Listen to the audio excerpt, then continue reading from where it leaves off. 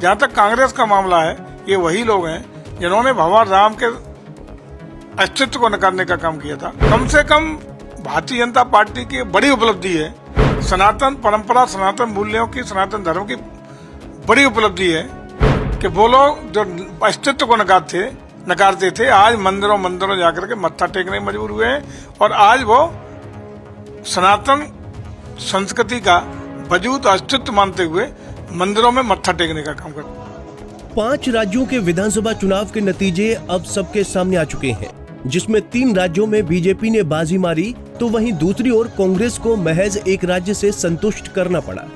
कांग्रेस के हालात तो ये हो गए कि जो राज्य राजस्थान कांग्रेस के पास था वो भी चला गया। हिंदी पट्टी के 3 राज्यों में एक भी राज्य कांग्रेस नहीं जीत पाई है, जिसके बाद अब खुद कांग्रेस पर सवाल उठने लगे हैं। सवाल ये कि कांग्रेस आने वाले लोकसभा चुनाव को लेकर कितनी तैयार है। क्या कांग्रेस का ये प्रदर्शन पीएम मोदी के विजय रथ को रोक पाएगा? कई ऐसे सवाल हैं जिसका जवाब खुद अब कांग्रेस को खोजना पड़ रहा है। लिहाजा अब कांग्रेस लोकसभा चुनाव से पहले अपनी रणनीति में बदलाव करती हुई नजर आ रही है। दरअसल कांग्रेस अब सॉफ्ट हिंदुत्व की रणनीति पर अमल कर दिल्ली की सियासत पर कब्जा करना चाहती है।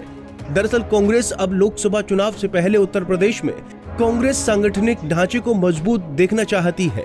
यही वजह है कि अब कार्यकर्ताओं में जोश भरने के लिए कांग्रेस भारत जोड़ो यात्रा की तर्ज पर पदयात्रा निकालने जा रही है। 3 राज्यों में बीजेपी से मात खाने के बाद कांग्रेस ने मंगलवार को प्रदेश कार्यकारिणी की पहली बैठक बुलाई थी। इस बैठक में नए सिरे से जन आंदोलन शुरू करने का फैसला लिया गया। इस दौरान प्रदेश अध्यक्ष अजय राय ने प्रदेश कार्यकारिणी की बैठक को संबोधित किया। उन्होंने बताया कि बैठक में लोकसभा चुनाव के लिए रोड मैप पर चर्चा की गई है। अजय राय ने कहा कि प्रदेश कार्यकारिणी के सदस्यों ने एक सुर में गांव से लेकर शहरों तक पदयात्रा निकालने का सुझाव दिया है। उन्होंने कहा कि गांव के लिए पदयात्रा का नाम गांव गांव पांव पांव रखा गया है। शहरों में भी अधिक से अधिक लोगों को जोड़ने के लिए पदयात्रा निकाली जाएगी।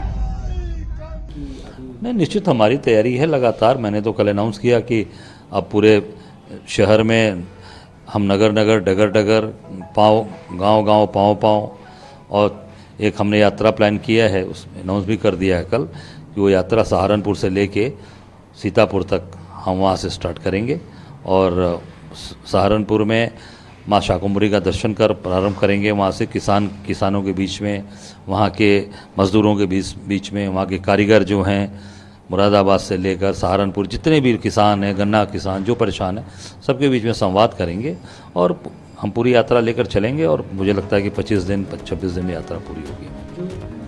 भारत जोड़ो यात्रा की तर्ज पर निकाली जाने वाली पद यात्रा अलग अलग नामों से जानी जाएगी। शहरों की पद यात्रा नगर नगर डगर डगर होगी। उन्होंने कहा कि कांग्रेस के पदाधिकारी जिले और शहरों में जाएंगे। पद यात्रा सहारनपुर से शुरू होकर सीतापुर तक जाएगी। जिला अध्यक्ष, शहर अध्यक्ष और प्रदेश के पदाधिकारी हर जगह जाएंगे।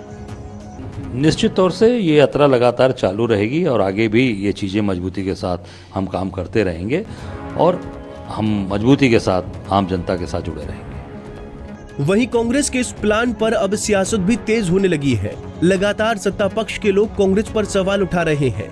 यूपी सरकार में मंत्री जयवीर सिंह ने सुनिए कांग्रेस के नए प्लान पर कैसे सवाल उठाए। जहाँ तक कांग्रेस का मामला है, ये वही लोग हैं जिन्होंने भगवान राम के अस्तित्व को नकारने का काम किया था। माननीय उच्चतम न्यायालय में, सुप्रीम कोर्ट में शपथ पर हलफनामा देकर के वजूद को नकारने का काम किया था। कम से कम भारतीय जनता पार्टी की बड़ी उपलब्धि है, सनातन परंपरा, सनातन मूल्यों की, सनातन धर्म की बड़ी उपलब्धि है कि वो लोग जो अस्तित्व को नकारते थे, आज मंदिरों जाकर के मत्था टेकने मजबूर हुए हैं और आज वो सनातन संस्कृति का वजूद अस्तित्व मानते हुए मंदिरों में मत्था टेकने का काम करते हैं। अब देखना होगा कि कांग्रेस का ये सॉफ्ट हिंदुत्व वाला प्लान कितना कामयाब हो पाता है, क्योंकि लोकसभा चुनाव से पहले कांग्रेस का ये रूप और रंग थोड़ा अलग है। Bureau report, Punjab Kesari TV. हमसे जुड़े रहने के लिए हमारे YouTube चैनल को सब्सक्राइब करें और नई वीडियो की नोटिफिकेशन के लिए बेल आइकॉन को दबाएं।